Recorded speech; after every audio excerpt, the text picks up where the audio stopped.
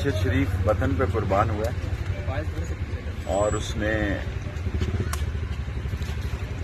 اس وطن کے لیے کفن پہنا ہے. میں ان کی والدہ سے ملا اور ان کی والدہ بہت غمزدہ ہیں, ان کی بیٹی بھی, ان کا بیٹا بھی, اور سبھی لوگ شایان شان طریقے سے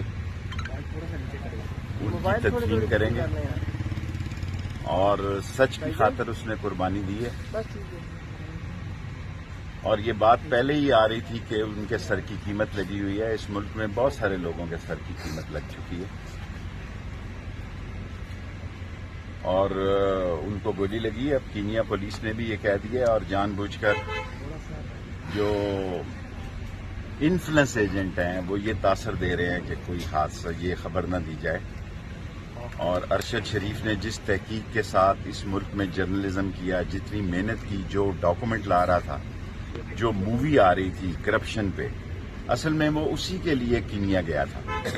وہ اسی کینین پرسن کے ساتھ آخری سگنیچر کرنے جا رہا تھا تاکہ وہ اس مووی کو روک رہے تھے. وہ کرپٹ لوگ جو ہر چیز خرید سکتے ہیں, وہ کرپٹ مافیا جو اپنے کیسز ختم کر سکتے ہیں, جو منی لانڈرنگ سے نکل سکتے ہیں, جو قانون کو خرید سکتے ہیں, جو پولیس کو خرید سکتے ہیں. آج میں آیا ہوں یہاں پہ تو میرے پیچھے ساری انٹیلیجنس کی گاڑیاں ہیں. آپ دیکھیں کس قدر ظلم. ساری دنیا کو میں کہنا چاہتا ہوں کہ میں لال حویلی سے نکلا ہوں, اسلام آباد میں داخل ہوا ہوں. میں ایک شہید کے افسوس کے لیے آ رہا ہوں اور میرے ارد گرد انہوں نے گاڑیاں لگائی ہوئی ہیں. مرنا اور مارنا اور یہ باتیں بھول جائیں.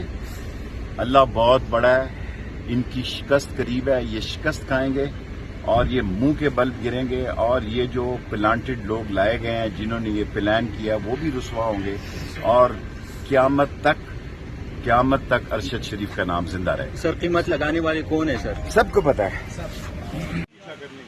میرے پیچھے کسی نے بغیر وردی کے سفید کپڑوں میں آیا تو اپنا خود ذمہ دار ہوگا.